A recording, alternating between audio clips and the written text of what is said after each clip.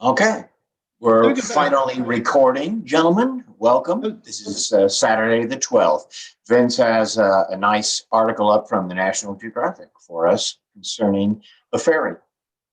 yeah, so a couple of weeks ago, well, I guess it was 6 weeks ago, we talked about the horse ferry. And I did some research and some additional research since then, including I tracked down the National Geographic magazine that from 1989 that talked about how they discovered the ferry. I'll go back through what we just talked about earlier quickly.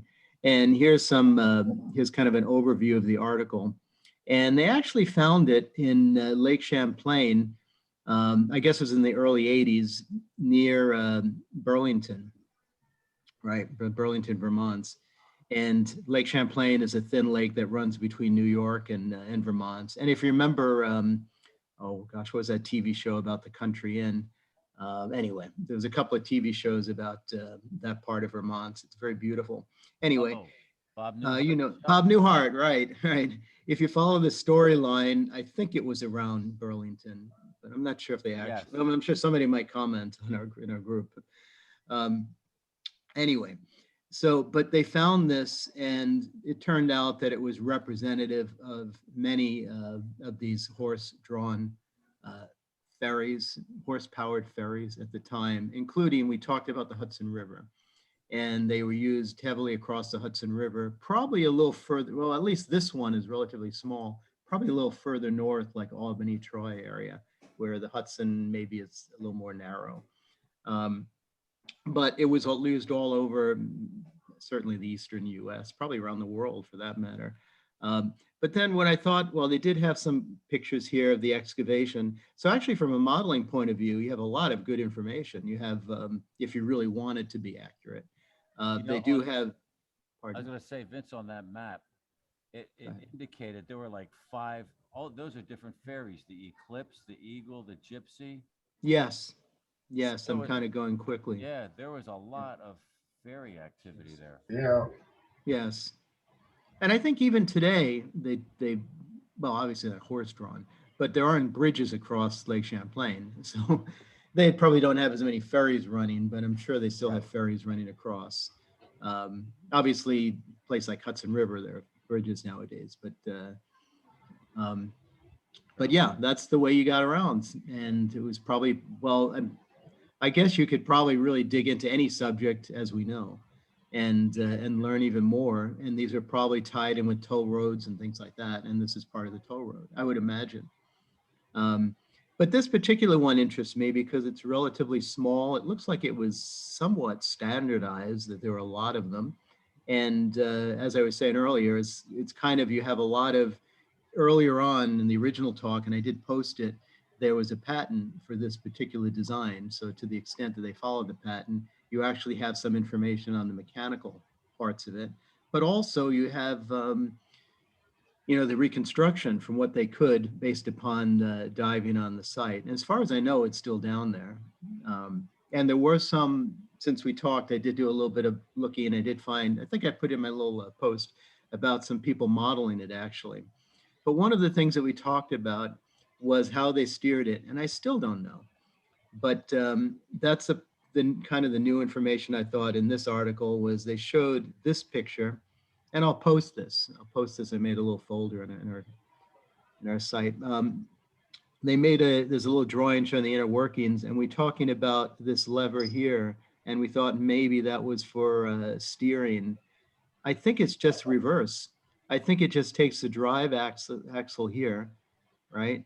And just skews it either to the left or the right. What do you call those? Pinion gears, I think. And based upon which side it's hitting, it's deciding whether it goes forward or backwards. So maybe the ferry is just like a ferry today. It goes, it doesn't turn around. It just goes, they basically reverse the engine. And in this case, the horses always walk in the same direction, which is kind of clever. And they just reverse the gearing. So I still don't know how they steer it. Um, but I don't think it's from that. Although maybe if you know the river well enough, maybe by going inching forward or backwards, maybe you catch the right currents. Maybe there's a little bit of skill there. Hey, But I thought, Vince, yeah, yeah. um, I'm looking at the diagram there, and it shows like the horses, how they'd be walking in a circle. But it looked like in one of the photographs, can you scroll? I think it was up higher. No, it's still up higher. I think it was in the actual photograph. It looked like both the horses were pointed in the same direction. Well, maybe that's a mistake. I don't. Or I is don't ever- it a different type No. of ferry? It could be There's a the different picture type of that I think ferry. he's talking about, right? Oh, yeah, and that is a different picture. It's a different ferry.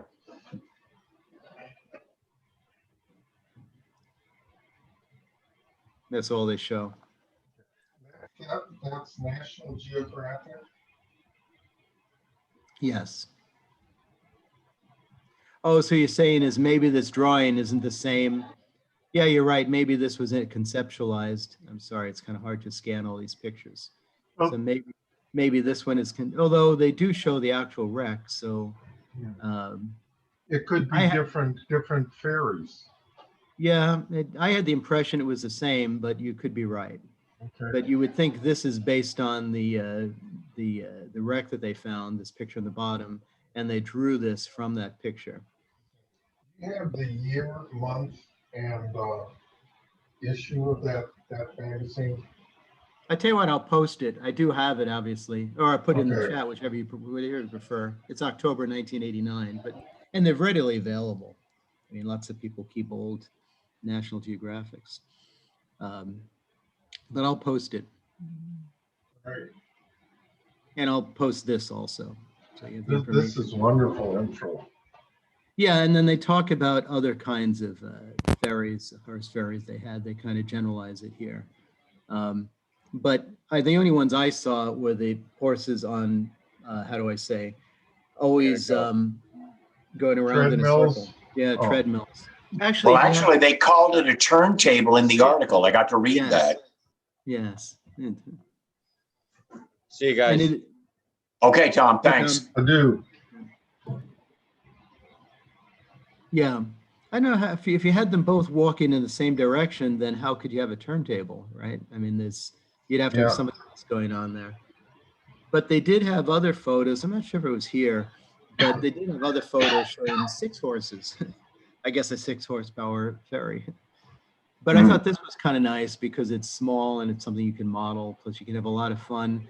Like I think some of the photos that I published, they did a lot of fun putting some signage right here, and also like a canopy roof or something with some signage on it. So you can have a lot of fun with that.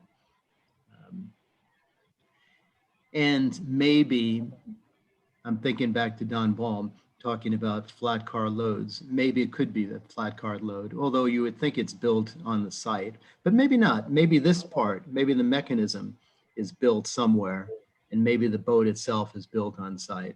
Who knows? But it could be an interesting flat car load also, to show one being shipped somewhere. It's small Very enough. nice.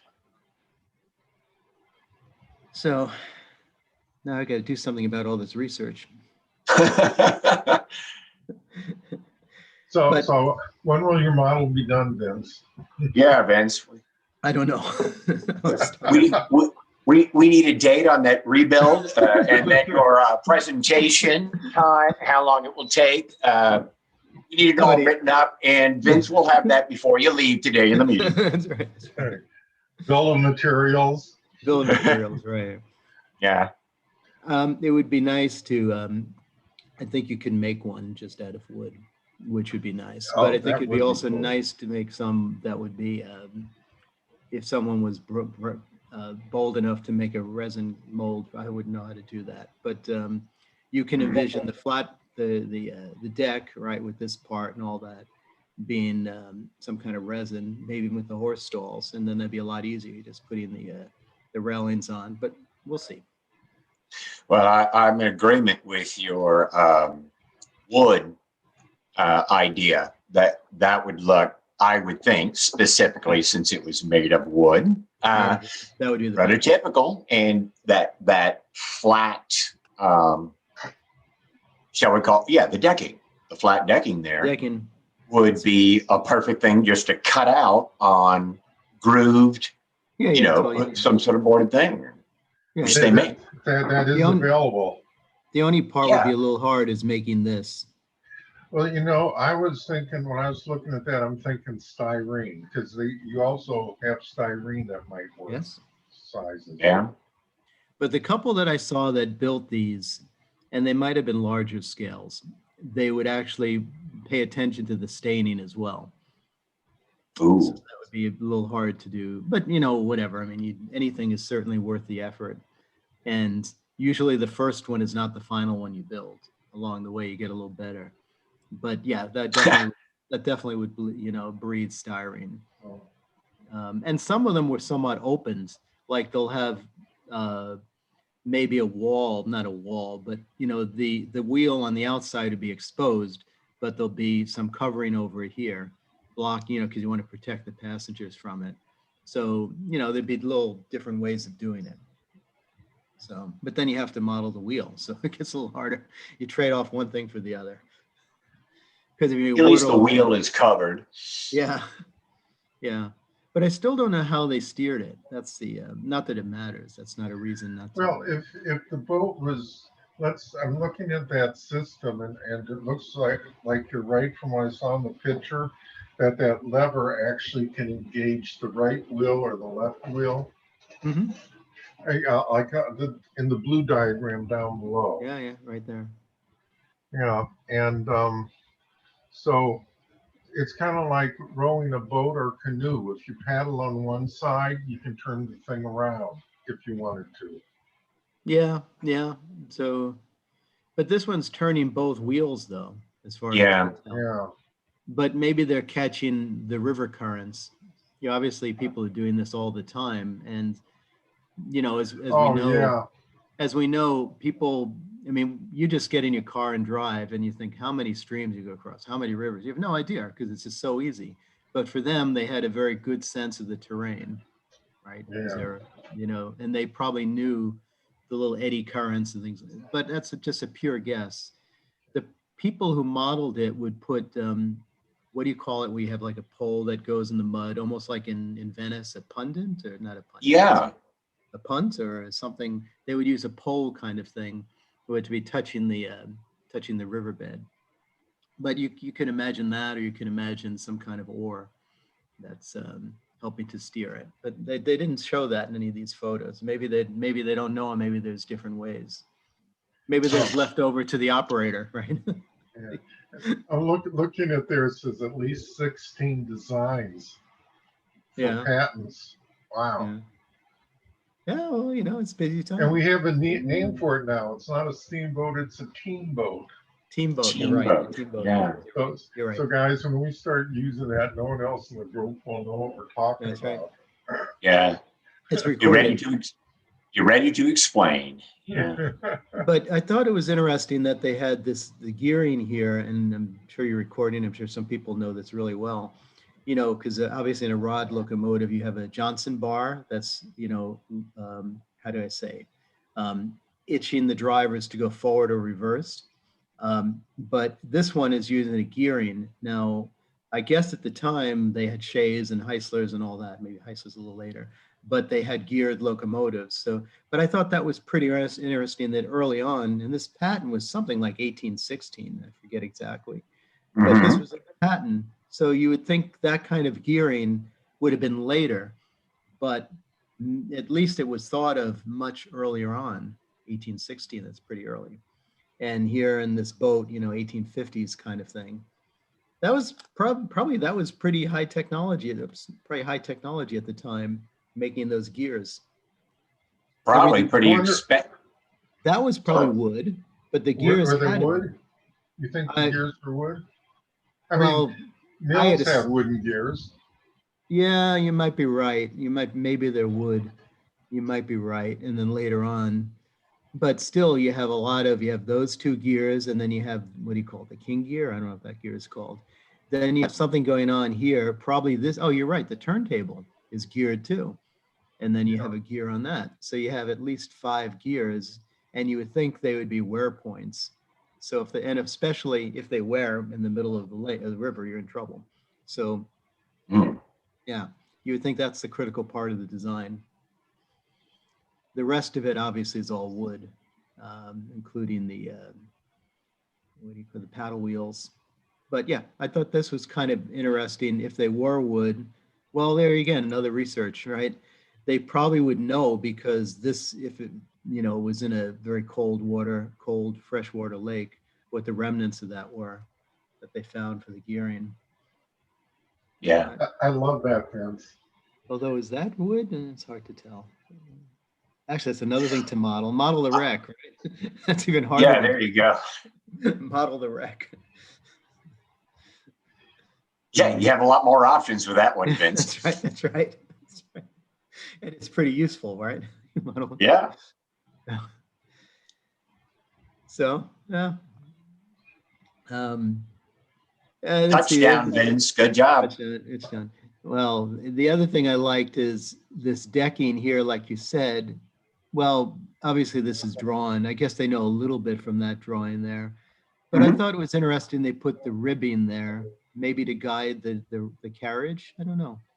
So let's say if there was a wake or anything, the carriages aren't sliding back and forth. You're right. You're absolutely right. I'm figuring it all out. You're figuring all that out. Yeah, you're right. That would make sense. Those guys, they were pretty smart back then. Sure. Field upgrade. Sure. I have some sad news. With the heat last week, I turned on the air conditioner. Yeah. And I went downstairs, and I noticed there was water on the floor because it got so cold. There was condensation on the air conditioning heating ducts. They're old, from the 60s. And it fell down onto the roof of the scratch-built City Point engine house that I built, that took maybe over 2 years to build. I've got plastic covering all that stuff now, but that was sad. That was sad. I can't actually get to the model to take it out. So it's kind of like, okay, someday I may have to weather that roof now. It weighs me off to 10. Oh man. Sorry to hear. Oh man. Yeah. But that aside, Vince, are you planning on doing any modeling of this? I mean, we've been ribbing you about it. You guys have been encouraging me to. I tell you what, I will. I mean, if it's what you want, then you ought to go for it. And man, you've got great research already behind it. Yeah, I'll take it on. I'll figure it out and document along the way. So you have it here. So I'll figure it out. I think when we were talking about it a few weeks ago, it looked like I'm recording. Oh, somebody else. I thought it was interesting, but then as you're right, as you dig deeper into it, you see some things you can do. So I'll take a stab at it. I think it's neat. And did you say there's pictures with advertising on the sides and stuff? I thought I posted those. Let's see. I can't remember. This one I thought, is it showing or is it sharing? Yes, we see that picture. Getty's Images. So this one I thought was interesting because they took this and they wrote on it, you know, maybe where it's going or something, who knows. I thought that was an interesting image, but I thought there was another one. Okay, this one's more the nuts and bolts. This one. You're right. That is, no, Vince, DC saw it. Too bad. Right, Vince. I'm sorry, the picture's in the way. I know, no. Let's see here. But it's a different team boat with horses facing in the same direction.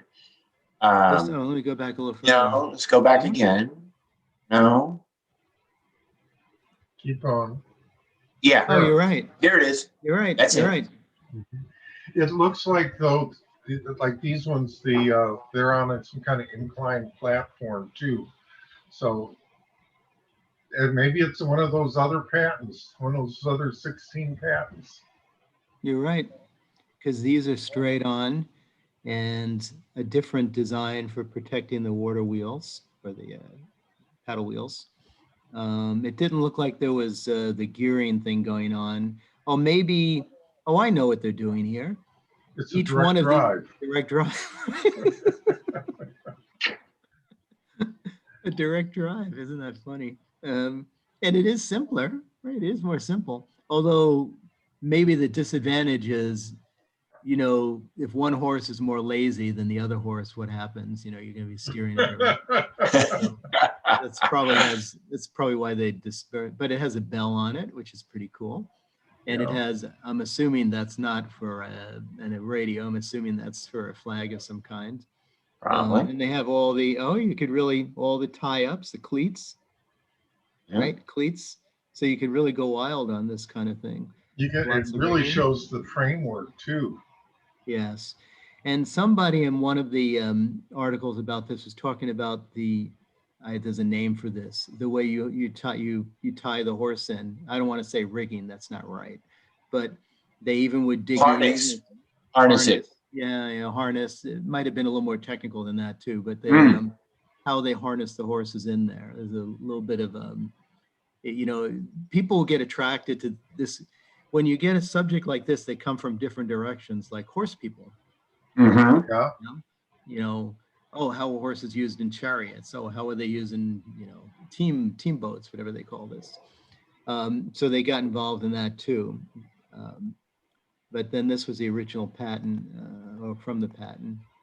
And this one I thought was interesting because it showed, although I don't know, is that, that's the boat, right? Because there's a paddle wheel. Yeah.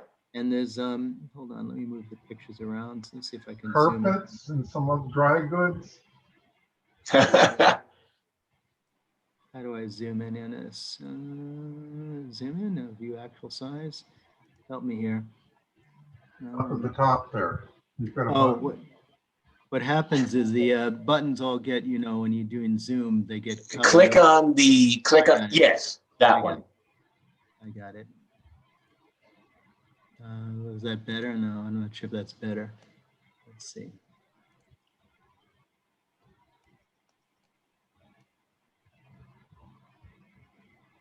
Leave it right there, Vince. Perfect. Can you read it? SP Perkins. Yeah. Something. Dry goods, carpets. There you go. Paper, something paper down at the bottom. Wallpaper. Wallpaper. Hey, there you go. This is, it's so cool what you can do with this. Yeah. That one ferry that had the two horses facing the same directions, it didn't look like you could ferry a wagon over with that one. It looked pretty small. Notice also this one looks like it has, I want to say, numbers on it, but the boat was registered. It was letters that I saw when you had it enclosed, Vince. Yeah. So even back then, they'd register the boats. Maybe if they got stolen, I don't know.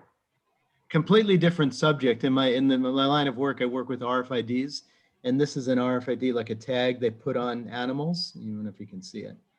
Oh, okay. Not that it matters. They put them on the ears in animals.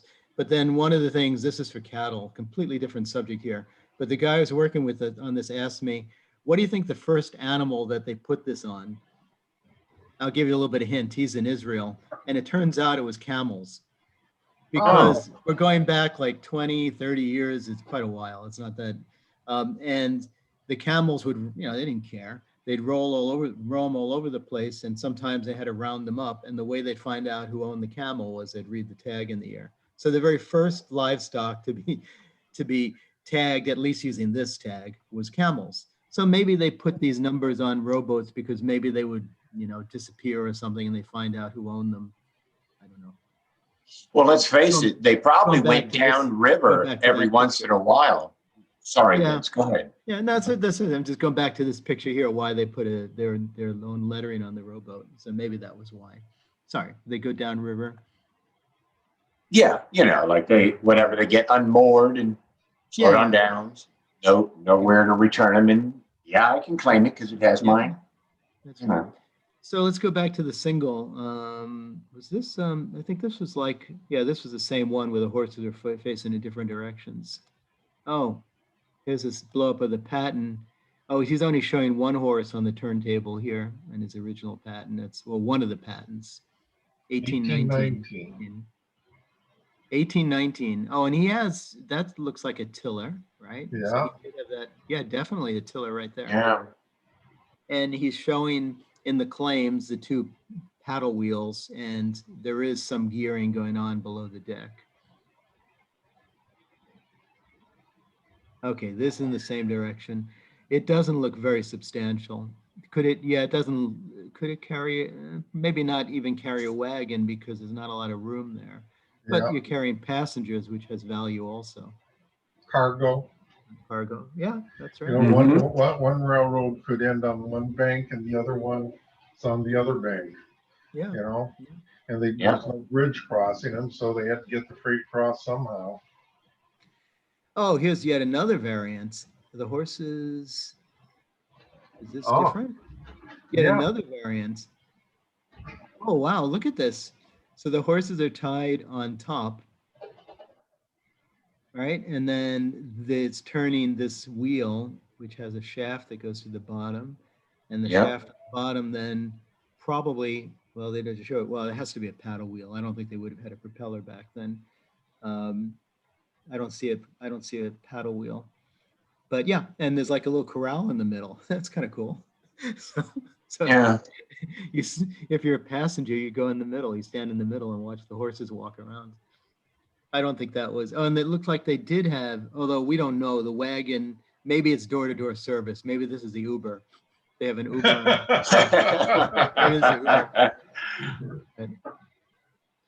But yeah, so lots of variants. Although I think the other one, the subject of the article, to me seemed like the most promising of all these. This one didn't look very, Hey, Vince, how good are you with Photoshop? Not so good. I was going to say what you need to do is put Uber on that. Oh, Uber on that, right? Oh, that I can do. I think I posted this. I think I posted this picture, but if I didn't, I'll make sure I do. But I'm not going to put Uber on it. That's not sacrilegious. But yeah, that's probably the way they did it, that they had it on either side. You could have a ride waiting for you, because I can't imagine that wagon would fit on here. You can learn a lot by looking at these photos. Oh, yeah. But to me, this doesn't look like it's very sturdy, that you have all these cabling but it's what they had. They didn't have the gear, the gearing was far simpler. So, but this one I like. Where was, I was just thinking, where is White Bluff? I wonder what state or location that's in. Well, this one's Wisconsin. Yes. Some of them are on the, maybe not the Great Lakes, but. Well, it looks like, I'm looking at that paddle wheel, and it looks like NH, WD. And so New Hampshire. So New Hampshire, White Bluff? Oh, okay, you got it. Well, yeah. I don't know because it's Wisconsin Historical Society. So it'd be Wisconsin something, or it could just be that this image ended up at the Wisconsin. I think I seem to remember this one was Wisconsin. Oh, we may have lost DC. His picture's still there. He'll come back. Good. You lost the sound, though. You can hear us, DC. We cannot hear you.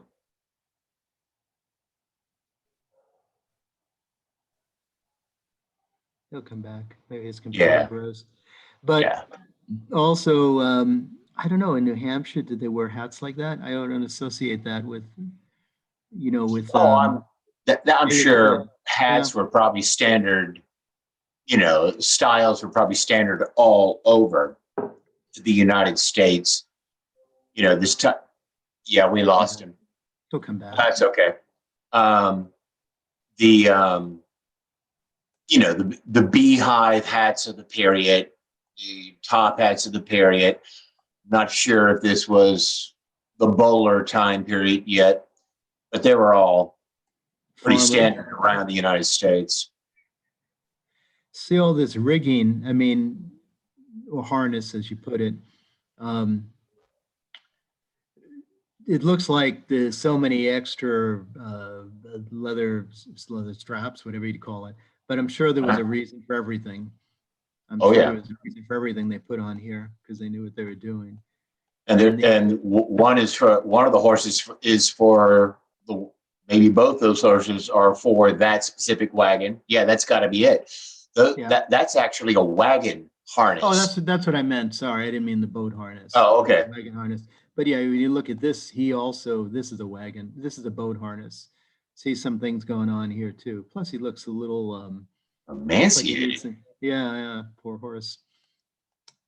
Although now I'm not sure. He's pretty. No, I don't think he. I think he's the boat harness.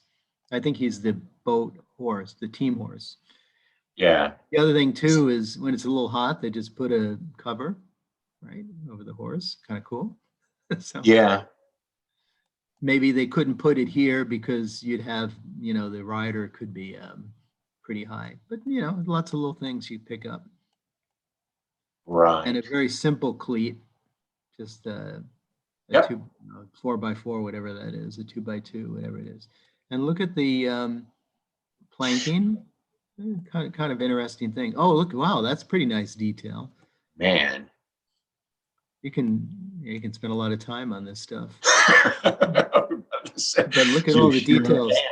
So actually, it's a very simple paddle wheel. They'll just have, I'm sure my dimensions are wrong, but let's say a 2x4. I'm sure it's not a 2x4. And then they just have a plank of wood, just, somehow nailed or whatever they had at the time. Kind of cool. So very simple design. And then it's riding, the axle's riding on another piece of wood here with a little notch in it, it looks like. Maybe something holding it on top. Oh, look at this too. Back then, although maybe this is a little later, we call it turnbuckle. Yeah. Yeah, you wouldn't associate that with something so early on. Yeah, holding that in place, a turnbuckle of some kind. No wonder. And what is this? This is on the boat, right? It's not on the wagon. So what is he doing? It looks like a lever or something. So he's doing something with that wheel, right? Because it's going through there, probably to the wheel, somehow adjusting the wheel. And there's another, is this something you can, let's see if it blows up more. There's something going on there too. Huh. I don't know. Yeah, and this looks like it goes, I'm pointing at it like you can see me pointing at it. Put the cursor on the long lever to the left of where, there you go, that one. That looks like it does have some direct functioning with the wheel. This one, it's unclear what it's doing. Yeah.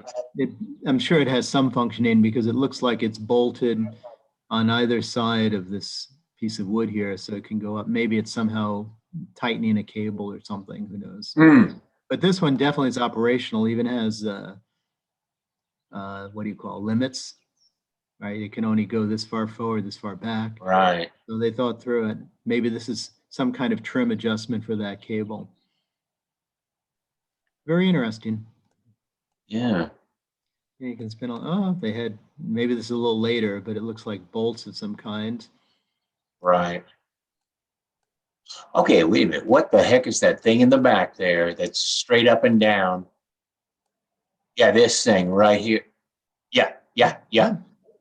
I wonder, it's probably this opposite posting. I see. Yeah, they have one on either side. It just seemed so prominent. I was wondering if it was something else. Yeah. Well, is that, maybe that's their steering. I don't know, it doesn't hit the water long enough. I don't know what that is. Because it's resting on there, right? And it looks like No, it's bolted. I'm not sure if it can tilt. Yeah. Maybe it can. Maybe it can. And maybe that's how they hold in the riverbank or something. Who knows? Maybe it can. I think it's spent a lot of time Yeah. on this. And then you Oh, go hell yeah. on the wagon too. What else do we have? Well, they put a little bit of thought to this cover, that the edge, right? If it rains or something, I guess like a drip edge. A little bit of signage. Well, I guess that's about all. And this one didn't have, there's that piece of wood again. It didn't have that rudder looking object, but maybe that's part of the riverside. Who knows? Maybe it's part of the landing. No, it's Well, not part of the boat. I saw here. Go to the right. Go to the right. That's All right. This that's the dock. planking, the dock or the ramp that comes off. They slide that on Yeah. to the boat so that when they land on that side, they throw that one out. And I saw one on the opposite side. Check out the opposite side of the keel or whatever. Not the keel. Yeah. There we go. There's one laying right on top of there. It looks like. Yeah. So it's part of their landing. So Right. maybe they put that piece of wood in there and maybe it somehow steadies it. Who knows? Yeah, But- that's probably the ramp on the opposite side. They just slide that puppy right out onto the shore, Oh, you're saying, yeah, that would make sense because maybe based upon what we see on the opposite side, which Yeah, is yeah. incredibly similar, if You're not the right. exact same thing. You're right. So they pull the ramp out because maybe they wouldn't have an exact shot when they, obviously they're not like today Ferry where they would be shooting for what do you call it? The dock that maybe they would just shoot more or less for the other side of the river, and then they would have whatever they'd bring their ramp with them, so to speak.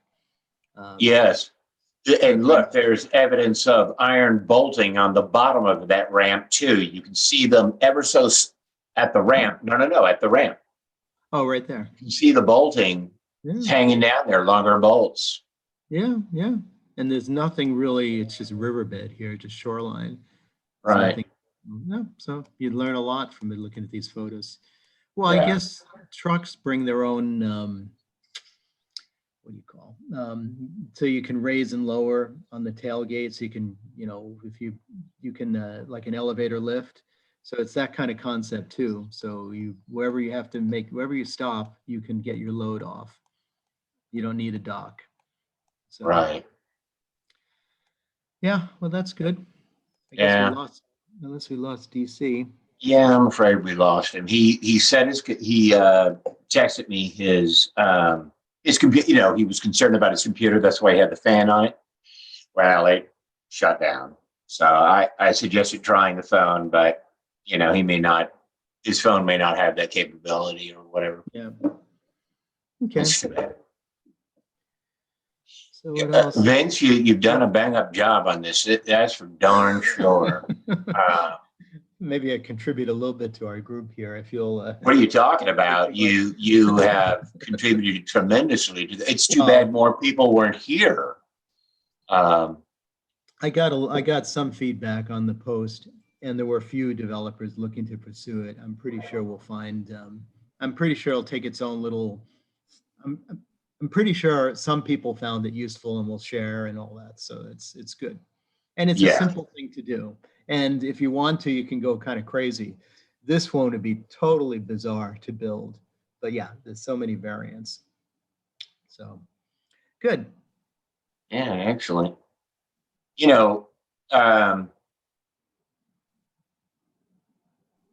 Okay, what am I going to say here? Right. Going back to Promontory Point, Vince, didn't you say that was your sort of primary interest, or at least either UP or Central Pacific It is lines? because living in the West Coast here, obviously it kind of inspired me a little bit because it was obviously new technology at the time. I mean, you can explore so many dimensions of it, and so many of them are not so good, right? How people were exploited, people who lived there before, Right. Government funds, right? I mean, there's a lot of corruption on both sides. on the government Yeah, side well- as well as both companies. Yeah. And they were motivated. I mean, there's so many lessons to be learned, nothing to do with modeling. They were motivated by the miles of track that they built, not the quality of service they provided. So they're motivated to just build and even build. So they're running in parallel for a while, which, you know, the government kind of stopped that. Oh, really? Did they? Oh, I can see that's something I didn't know. It was pretty well documented that when they started, the government never really picked the meeting point. They led it up to the two contractors, and they kept running, I don't think very long, maybe a day or two, in parallel to each other. So they didn't even hook up, right? And then eventually they settled where they. So there were so many dimensions to it, including obviously what we're doing here, the modeling part of it. And yeah, it just fascinated me. And the equipment is available, you know, because you can get. Oh yeah, in spades, exactly. Yeah. And I do have a few, and I do have a few that I should share probably at one of our future meetings. Well, that's what I was going to say, Vince. You know, if you wouldn't mind, plan something, you know, and then let Tom know that you've got something to present, and you know that. Come on, it's all in time period, and I would be interested because I intend what promontory point is too prominent in my mind not to want to just simply have a Jupiter and UP 119. Yeah. You know, as locomotives. Yeah. I did a few of the others over the years, but quite honestly, Don Ball has done so much better that I'm almost embarrassed to show. I mean, there's so many people who have done better work, but that's not the point. That's what I'm talking. Yeah. That's right, Vince. Please don't be held back by that. And that's what I know that, you know, for the undergrads and all that numbers, we are wonderfully called. We need to remember that everybody needs to come at this at their level. Don't hold back because, you know, I can't. Well, okay, you can't. So what? You know, admire what they have. Bring what elements you're able to it, you know, to bring into it. Because I'm telling you right now, I'm not going to be having. I might have one or two zooped up engines, you know. But I'm not going super detailed and all that number. I don't think I want to chase that down. And you said yourself that you were using Kato track, or you were using Flex track, or Atlas. Atlas. Right. Atlas switches. And it works. It does. Well, see that, and what you just said there is the main thing. I can make that work. Oh, good. Somebody's here. Okay, good. Come on. How do I let him in here? I see his picture. Yeah. Hey. How do I invite? Yes.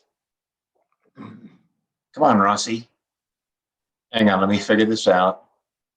Is that in the participants? Oh, shoot.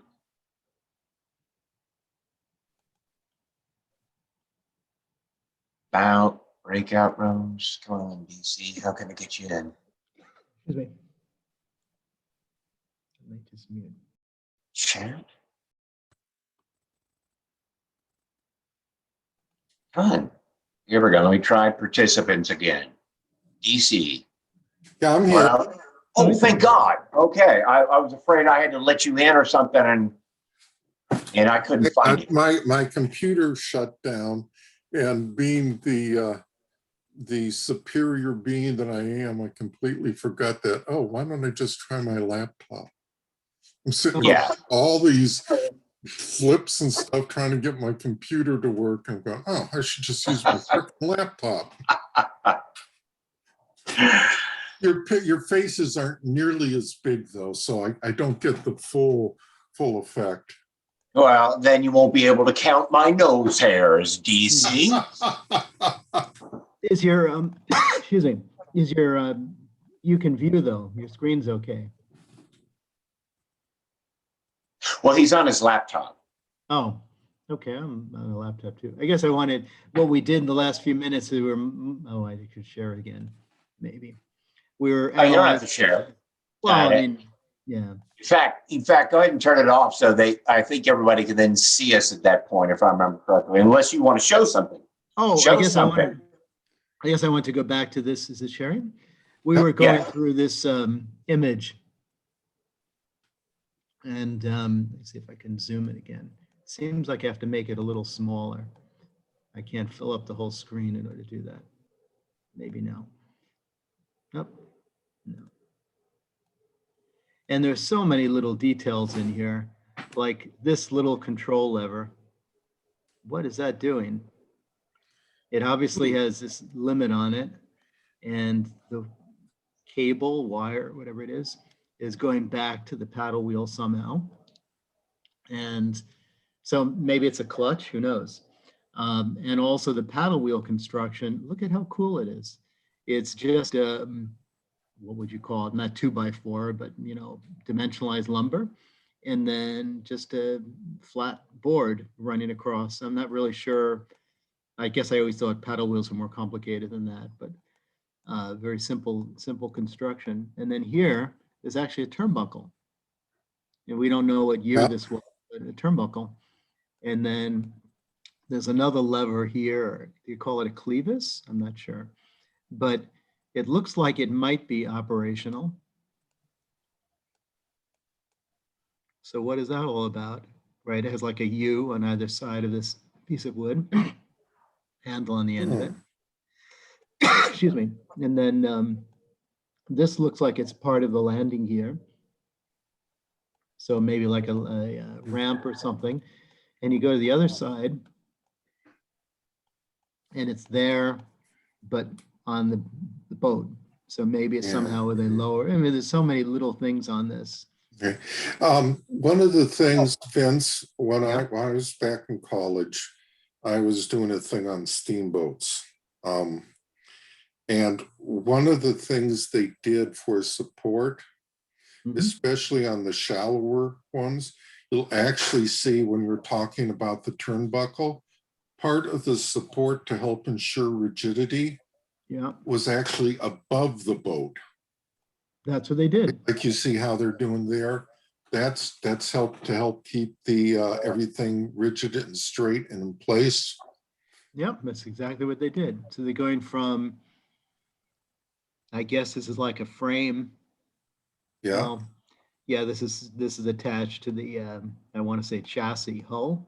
That's the right word. And then it goes to the top, and it's like you said, rigidity. And this is bowing a little bit, but it could just be the angle of the photo.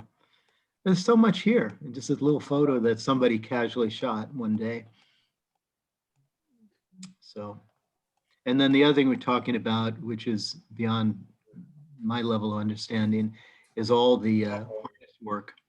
Well, this obviously is one of the horses on the wagon, but all the harness work involved there. And this horse too. And this horse also is a little emancipated. You know, you've probably seen better days, poor horse. Yeah. That one certainly is one of the drive horses. So there's so much in these little photos.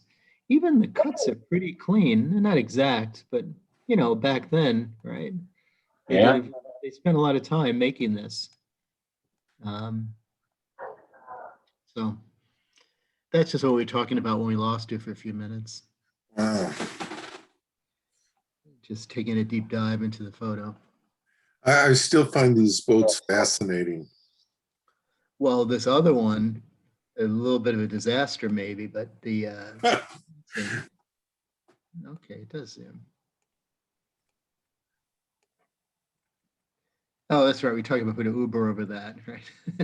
So this one has all the drive, whatever you call it, the drive mechanism on top with all this cabling.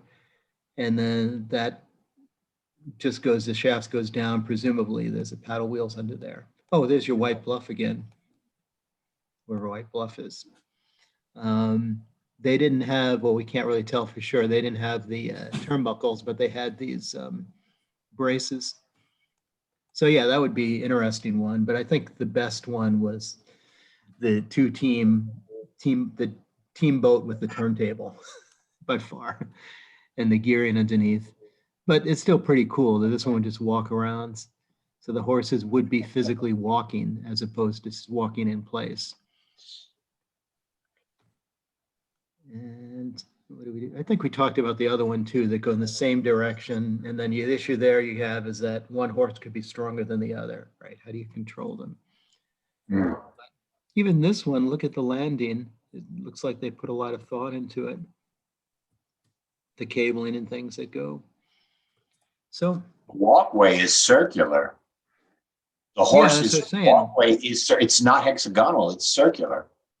Yeah. Does it help if you zoom in? It's definitely circular. Yeah, of course, they tried to capture that as best they could in this railing. Mhm. And also, you know, there's no track for them per se. They're just pulling, they're probably harnessed into this cabling, I'm assuming. It's hard to tell. Oh, but then how would the cabling not get fouled? Well, it must not. Yeah. However, I can't really tell from that horse. No. I can't really tell what they're attached to. This maybe there, maybe that Yeah. wire. But no, that wire attaches to the post to the right of, to the rump of the horse. So You can see. yeah, Mm.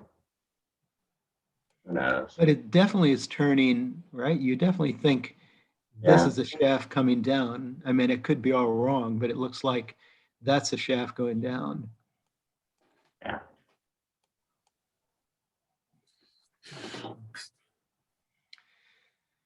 And then where do the riders sit? I assume in the middle. But that's also a little dangerous. You have this shaft in the middle going right where they're Mhm. standing, right? And the water could be, it's a boat, so maybe this design didn't last very long. Yeah. Is the guy on the very right, is he wearing bib overalls? This one? Yes. He's Yeah. wearing overalls. Yeah.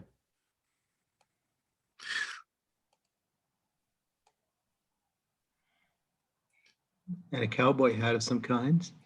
Yeah. And a cell phone in his pocket. No, just kidding. A time traveler. I was looking, you know, when we're looking at the images, I was looking at the people's attire, and like the three guys on the right or the left, I mean, look like they're could be from 1860s or maybe even a little earlier. But that Yeah. guy on the right, I don't know. I think bib overhauls were, I'm not sure when they came into use, but it was after the war, I believe. Hmm. Let's see. There was another, what was the other picture? Wasn't there another picture? Let's see. Yeah, somebody else had bib overalls as well in one of those pictures. I think it was this one. Yep, there he is right That there. guy. Mhm. See, there's no, maybe he's the owner, who knows? And this guy definitely has bib overalls, but this could have been later. Yeah, they look more like 1890s or something. Mhm. Don't know about him. Don't know about him. He looks like he could be a country and western singer. And really, they only show the three of them. Oh, four. Yep. Yeah, so somebody probably can date all this stuff, but you're right, 1890. Well, who knows? Maybe the other people just had older attire. Maybe they just kept their old, their, who knows? Yeah. Maybe it's a photo. They just kept their older gear. It lasted all those years. Who knows? That's an entire another area of the modeling hobby. That's right. I don't think I had any others that had. Let's see. They zoom out again. No, that's one of the people that modeled. Wow. I think that was in the. I think I put a link to this. So there's somebody who modeled it. I think in quarter scale. Okay. So So he's got a canvas roof on there. yes, yes.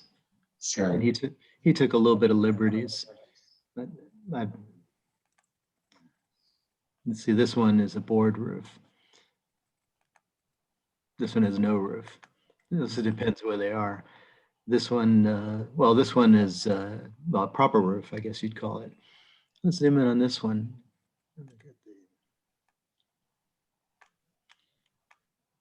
So there's a boy helping them. This looks a little older to me. He's got knickers on. Little, Yeah. knickers, like 19 or 1890 or 1910 or something. Mustache, jacket. Lots of rigging. Okay, so these are facing in the same direction. And simple paddle wheel. No protection for the paddle wheel. Let's see if there's turnbuckles. No, well, maybe no, it's hard to tell if they're turnbuckles. Maybe there. Maybe they have a way, although it looks like it's not very taut, but like you're talking about the rigidity. There's something going on there too with the roof. And the bell is kind of cool. I love the bell on the flagpole. Yes, those are very nice details. A very simple bell, very nice details. And the cleats too, wooden cleats to tie it up there too. And this is your, okay, this is very simple. This is the dock, just loading ramp just pulled in. You can get those at Model Shipways company. Sure. The details really make you come alive, like the cleats. You thought about it a little bit. Just some ropes hanging around too. Yeah. Wonder what that is. Looks like a beer can. A beer can. I was thinking Campbell's soup there. Bean. And they had some patchwork on the roof. Maybe that's what that is. Who knows? Yeah. So, and obviously at that area had lots of, in fact, any ship even today, lots of extra roping because you never know. You never know. So, let's see. Fun going through pictures. I guess you have to zoom out in order to forward. And that's just a pattern. I don't think that one, let's see, this one, did we try zooming in this? Oh, we tried to read the signs, but there's not much else you can get in there because it's too dark. Excuse me. And that's the picture we were talking about before. This one, do we go through? Yeah, this is the one we were looking at earlier. Yeah, that's right. We were looking at this one too. Oh, that's right. This is just lower resolution. There's the boy again. Right. Right. And the bell. Excuse me. And that's something else. What is that? I don't know. 74. So that's Right. it. Well, DC, we were talking about coming up with an agenda for the fall, but there's only 3 of us here. So I guess we'll just have to do that at the beginning of August. Yeah, well, Or not the beginning of, Yeah. Well, what do you guys think you'd like to see? I mean, it's even with 3 people, you have to realize when the group started, there was like Tom and I, and to a lesser extent, LeBron and a gentleman named Chris Brannigan, and to a lesser extent, Brian Kammerer. Like, if anything got done with the group, we were the ones who did it. right. So sometimes you guys have been around enough that, if you have ideas, don't express them. Right. Well, as you know, I'm launched toward and working on presently a straight back presentation. Tom threw in a modification that I didn't even think about, which was doing the River Rossi, what I call the half shell, which, how the River Rossi has a half shell and it has a whole shell model.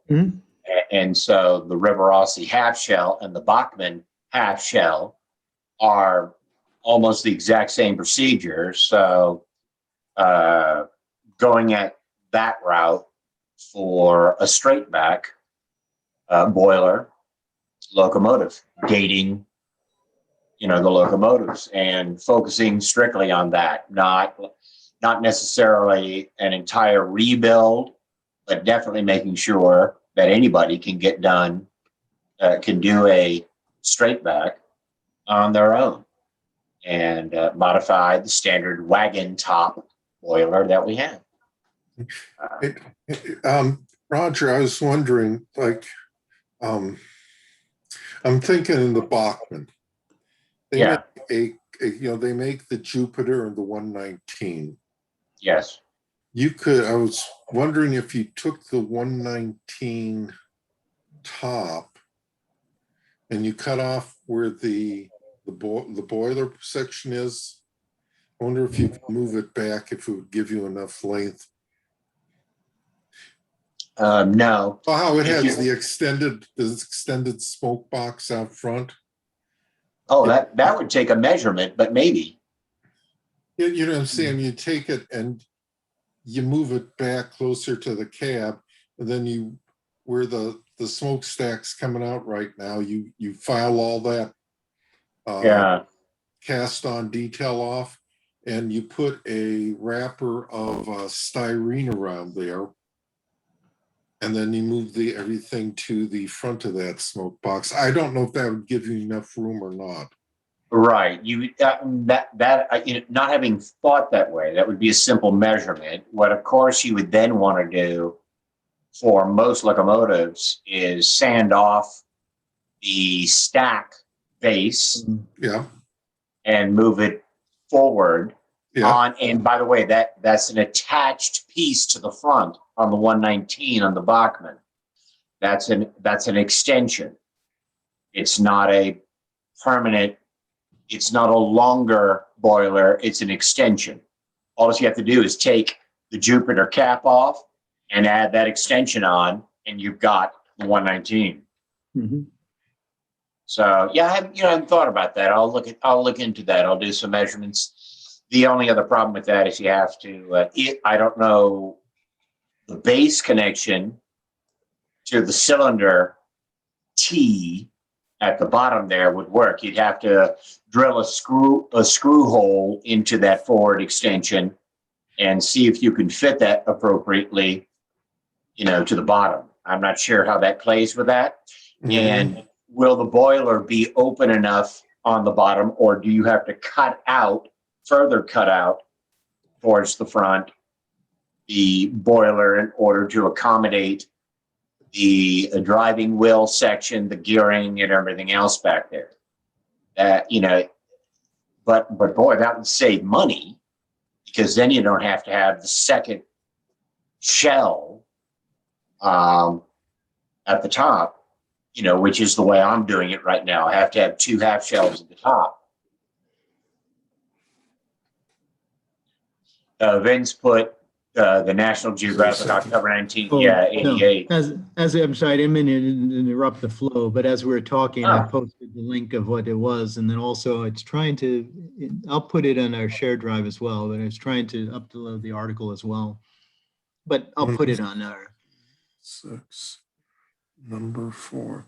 Yeah, I was going to try to get a copy of that article. It's worth getting. It looks like it's just. It's really fantastic. For $5, if you hunt it down, it's worth getting. Plus, also other article. There's something about Mayan runes and things. So. Oh, there you go. Totally unrelated. There's interesting stories in there. And also, it just amazes me how.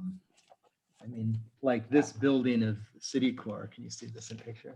Citicorp building back. So it doesn't seem that long ago, but look at how the people are dressed, and probably not holding the picture very well. But it's even a little bit of a recent history on us, how we've changed since 1989, which seems like yesterday, but I guess that's 30 years.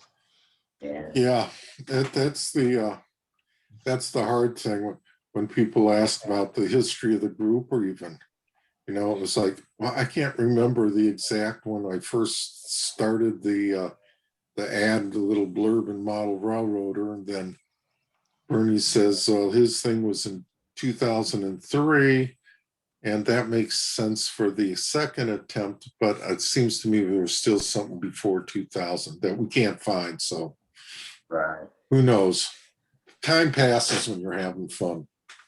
I remember some lists that we had, and I'm not sure if this was that group, but they would have email lists that they would send out. That would have like a digest. I think that's what it was, a digest. I don't know if it was this group, but I do remember digest back, well, not 1989, but maybe mid 90s, mid 2000s, something like that. Okay, Maybe before Yeah. Yahoo started having the groups. Yeah, well, the Yahoo groups, I think we did start in 2003, because the thing was, the first time everybody said we'd be lucky to get a handful. So I was thinking more in terms like three of us getting together, you know, changing letters or getting on the phone and stuff. And I lost count after 139 people who were interested. Mhm. And it was just too much to think that, well, everybody's going to be writing me, and how are you going to deal with this? And then my wife got her first bout with cancer. So that was, you know, it's just like, things got sidetracked and reprioritized. I dropped the ball. So. Yeah, you know, when you're talking about changing the boiler dimensions and things, my little experience with that was when you try to focus on one thing and do it really well, then I had a case where I remotored a locomotive, and I thought it really did a good job on the gearing and the motor and all that. But then the weight shifted, then the weight balance is all wrong. You know, then you had to rethink that. And I'm not saying you do something really well and then you create another problem somewhere else. If you're producing them, maybe it's easier to do. But if you're just making one off, then, you know, you then have another project that starts and they have to redo everything because you realize, I'm not saying that's not a good thing to do, but the other thing I looked at, what it was, I think I mentioned this in one of the talks too, was the, John White. Did I show this in one of the talks? So the John White, but I hunted down his book too. Yeah. So he actually had an article. This also is available. And I don't know, I don't have a PDF of this. I don't think so. Oh, the Locomotive Society, Historical Society. Yeah. Yes. And it was one of his last works. And it starts on page 21. It ends on page 77, something like that. Maybe a little longer than that, 80, 85. And it's all about, we talked about the spunky devils, the little steam donkeys. But that's an interesting area too, because you hide a lot of these things. Just a thought, you hide a lot of these operating details, so you're not worried about the balance, right? That your pony truck is too light or too heavy because you put a more weight in the back or less weight in the back. So now their locomotive's diving because it's front heavy or whatever. So it's kind of interesting because in the steam donkey, you can hide a lot of those details. But the other thing he did here is he talked about Forneys, and we talked about that in one of the talks. This is probably not a good one because it's not representative, but a Forney locomotive is, I'm sure there's a lot, people know a lot more about this than me, but it's basically a 440 backwards. Basically, the pony truck, you know, the pilot truck. There you go. Pilot truck. The pilot truck is trailing, and the drive trucks are forward, so it's rotated. And why would they do that? I guess they would do that because they'd have better forward view, maybe if it's a city train. And also, I think it had something to do with the drives and the load and things.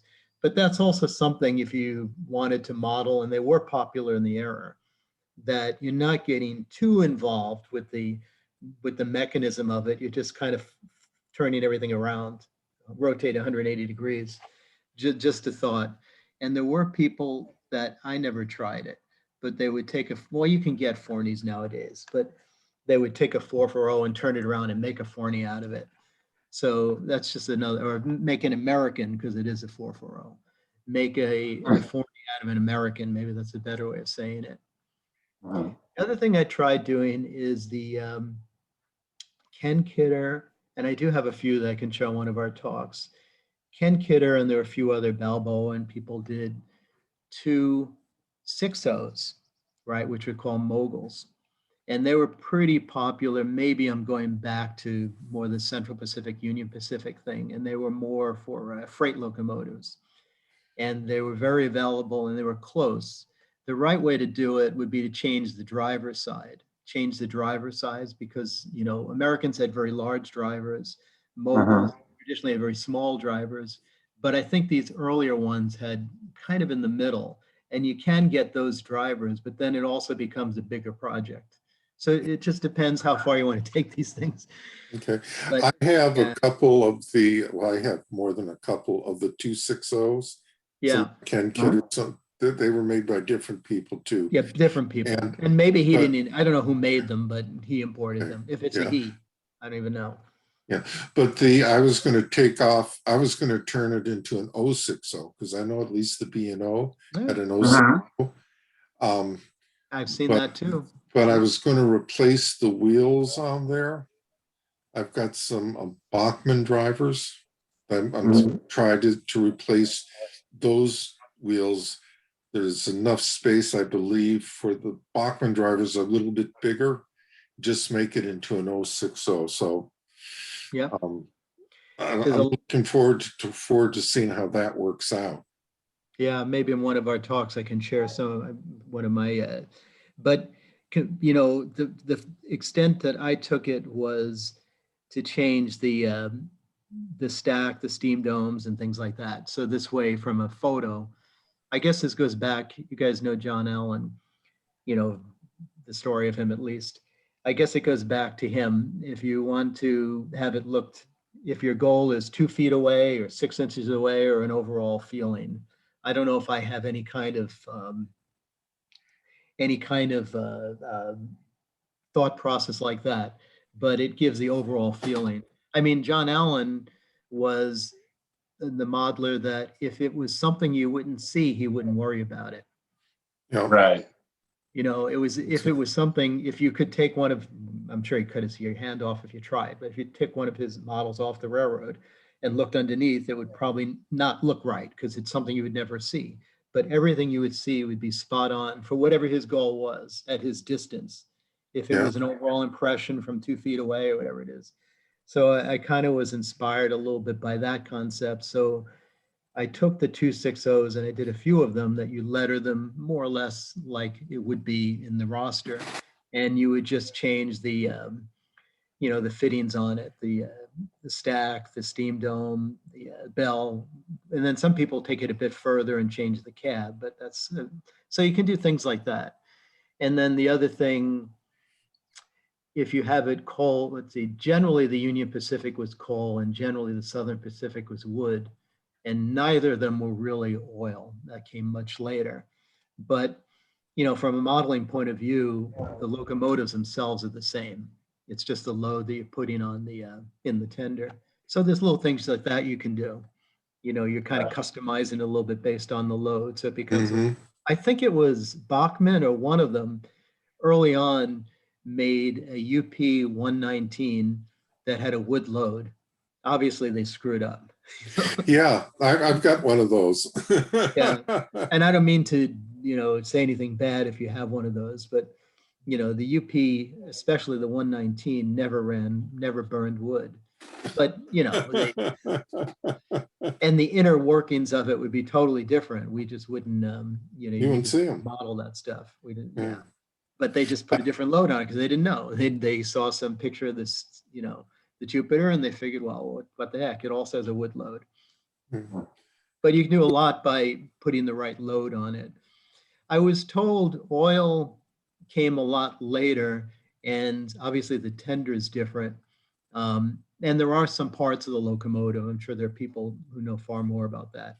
But you could still in HO do a reasonable job modeling the same locomotive with oil, wood, or or coal. Obviously, the stack might change a little bit. But Well, other River than that, Rossi basically did that. If you look at their Yeah. tenders, you know, Yeah. they have a wood top, a coal top, an oil bunker top. Yep. I was looking at what George did, and we're talking about detail and stuff, and I am so impressed. I'd like to be able to do one of his. yes, I didn't. On the other hand, I'm going, you know, that would have to go in a case because I'm never going to touch it. It's not something I would. Yeah, and that's On the layout. But that's what I like about the Ken Kidders. Like you said, you mentioned you had a few of those. Is if you lost one, you could replace it. I mean, not that you want to lose it, but there's a lot of time that you put into things like that. But the modifications are somewhat sturdy that you'd make for it. But I didn't see George's tutorial yet. I have to watch that. I missed it a couple of weeks ago. It's worth watching. Yeah, of Yeah. course. And nothing to take away from it. It looks like he put his heart and soul into it. Oh man, Oh, I'm telling he did you. a fantastic job. He put on all sorts of details that would be, again, I would be hate to be touching it with my clunky hands, even to take, you know, even once a year type thing. I'd be tempted to dust it. I'd bend something or break something off. Somebody I read about, I think it was who took Blackstone locomotives. I'll be right back. Sure. Yeah. This is just a quick thing. He took a Blackstone locomotives and he would make the bell, and I think these are HO. He would take the bell ring. So he'd have like on his decoder, I'm pretty sure George do this at some point, where he'd have on his decoder a function that would ring the bell, but it would also physically make the bell move. Wilson. Right. So somehow either he ran it through a cable through the cab. I'm not sure. That's probably how he did it. And then he'd have a little actuator, whatever it's called, that would actually pull the cable and the bell. So when you make the bell sound, the bell itself was moving. You know, and you got to. How would that be? I wonder. He did it. This guy in Australia. I think there's a YouTube video. I've never saw it, but there's a YouTube video about it. How delicate it is, I'm not sure, but you know, you've seen people that take. I'm sure there's a way you can do it nowadays on HO. If you remember in the Lionel, they'd put the little pellets in the locomotive and then there'd be heat on it, something that would create the effect of steam. That's why I stay away from that section on train shows, because that smell makes me nauseous. I think there's better ways of doing it nowadays. I think there's, but there are people who do that. They add the sound and then they add the physical aspects of the sound as well. So they'll add, the steam coming out of or the smoke coming out of the smokestack. And they'll also add the physical part of the bell moving back and forth, synchronized. Maybe it's synchronized the sound too. I don't know. And he mentioned the couplers. I'm not sure if he did if he put the control. There's also decoder functions for couplers nowadays too. They do? There's a guy in Japan, a company that puts, I don't know how he does it, but we'll take a Katy coupler and not Lincoln pin, it's a knuckle coupler. And there actually is a decoder that will that you obviously can't put that in everything, but it will open and close the coupler, open the connection, close the connection, whatever the terminology is. And I think there's a few people who've done that. So, I can see someone with like some of these train layouts I visited, and it's like they must have like 1,000 cars. Can you see them putting a decoder to do that in each car? Yeah, the only thing, and it gets expensive too, and also I think his idea was if he had a switching locomotive, then he would put it on that. He'd have like a purpose to it. The thing that I played with was putting a lot of the back to the 440s, especially in the West. A lot of times they'd have like an auxiliary water car, because either there wouldn't be water or wouldn't be good water or whatever. So they have auxiliary water car, and they're flat. They're not how do I say, like a round tank. They'd be like you've seen them in the photos, right? And you can hide things in there. So in the earlier days of sound, you can hide, things in there. I thought also maybe if you had some kind of, I never did this, but some kind of camera, whatever that you wanted. You probably could hide it in there, but then it wouldn't have a straight shot of the front. So this interesting, but I think nowadays the decoders and even the cameras for that matter have gotten so small that you don't have to do that. But I thought of tricks like that, that if you take something that's normally part of the consist anyway, you could probably hide some things in there like the water cars. But Gentlemen, if I may here, and I'm not trying to cut us off. no, I have a family gathering going on right now. yeah, go I for was it. wondering if we could, if you wouldn't mind, if we could focus on the agenda and sort of wrap this up, if that would be okay, or I could hand the hosting over to, whatever DC, and you guys can carry it forward or something. I have to go help. I have to take my Donna over to pick up her car. It's getting Okay. the trip. So No, and I'm sorry, I didn't mean to throw the agenda off. no, that's cool. No, Vince. do not dare apologize. Yeah. No, we understand the responsibility of hosts. And my family's out there. They're happy that I'm in here doing this. That's not really the issue. I was just wondering if we could, sort of wrap this up, and move on from there. And we did say 9:30, so we're near the end anyway. We're actually over the end. So Yeah. We're a little over. Yeah. Yeah. I was thinking one of the things I would like to know about is turning conventional models such as the Bachmann house car and the Mantua house car and the whatever else, IHC and the roundhouse into conical roofs, the curved roofs. Okay. Yeah. Somebody has done that before, taking that up for chance, because I like some ideas heading that direction, since I know I'm heading in that direction. But that's one idea. Anybody else? You could do that? I've done that. Yeah. Wow. Can I put you down for that? Or no? That's not a. I have to look, see if I have any examples, because I don't do that anymore. Right. I can show people. Okay. All right. Well, and by the way, if that's not until June of next year, okay, I get it. No problem. Do it the way you want to do it, that you feel comfortable with it. That would be cool, though. I could see doing that, like detailing or converting or / detailing a Bachmann, or I did it with Mantua cars. Well, I must admit, I would love that focus personally, but whichever one you're more comfortable with. Okay, and let's see. I'm dealing with the straight back.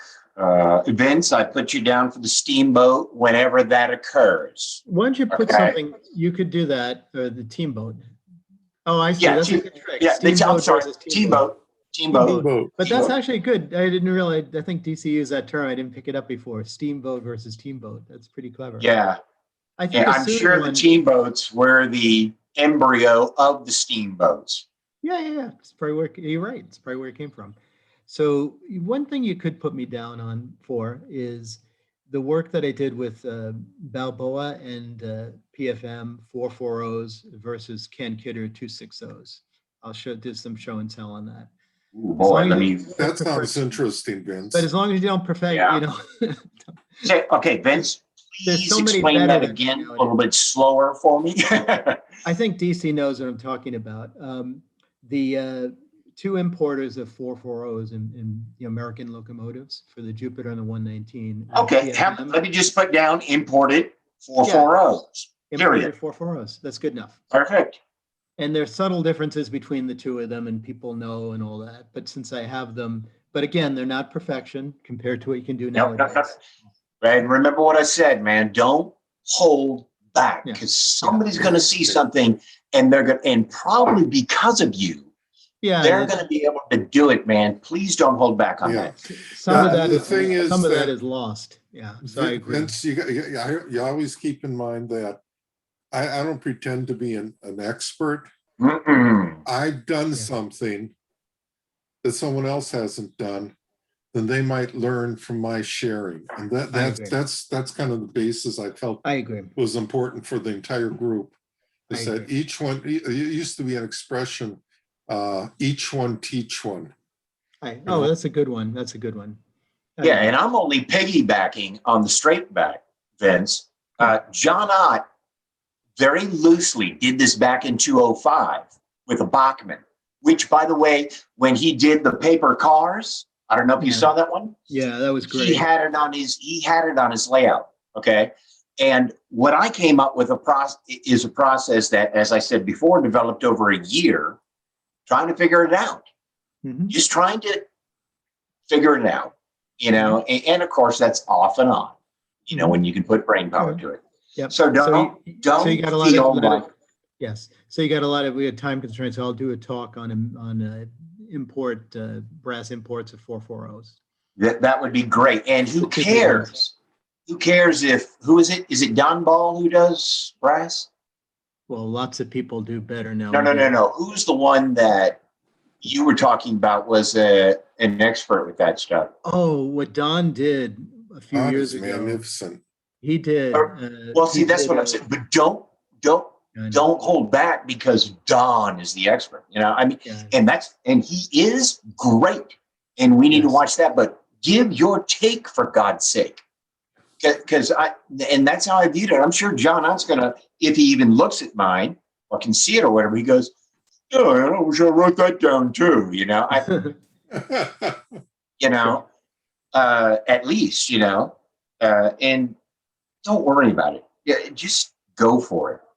Because you have something to contribute. And good God, if that team boat is not the very definition of what can be contributed that other people don't know about in the group, don't back off, please. And I know Tom, DC, are encouraging that. He wants his guys to sort of take this, make it a lot easier on them, The other one that I might have to contribute is a few years ago, I don't remember his guy's name, but he made a bunch of Civil War cars where he used some molding technique that he used. And I have them. That's not my work, but I have a few of his. Maybe I can share them too. I mean, I own the cars, so it's not mine. But however he did them, I'm not so sure. But yeah, it was a guy out of, I don't remember, the Midwest somewhere. And he had this very interesting way of modeling. Again, they were colorful and all that. If you look close, maybe they weren't perfect. But again, it goes back to the John Allen kind of thing. I'm sorry you were reacting to it, DC, but it wasn't my work. I was just going, cool. I was wondering who it was. You just mentioned something that I was unaware of. And so I'm going, ooh. Hold it, rolling stock. Well, DC, it looks like we've convinced Vince to take over the fall presentations. I'd be happy. No. Summer, Vince. Since it's their work, I should. Whenever it occurs, Vince. Yeah. Whenever it occurs. Yeah. Okay. Whenever, and if somewhere down the line you're like, I'm not doing that. What did I open my mouth for? Then don't worry about it. Yeah. Don't worry about it. That would be an interesting one. I should hunt him down anyway to see what they're doing nowadays. I think it was a husband and wife because it's somebody else's work, but it would be fun to show it because they did some amazing things. I know we talked in one of the shows about a coffee car. They made one. Coffee car. There you go. There you go. And, this is years ago, right? And we talked about it fairly recently. So that's another one that I'll try to hunt them down. And if they're, it probably doesn't matter, but I should at least ask if it's okay if I show their work in a session we have. Most people are more than happy. I think so too. Yeah, exactly.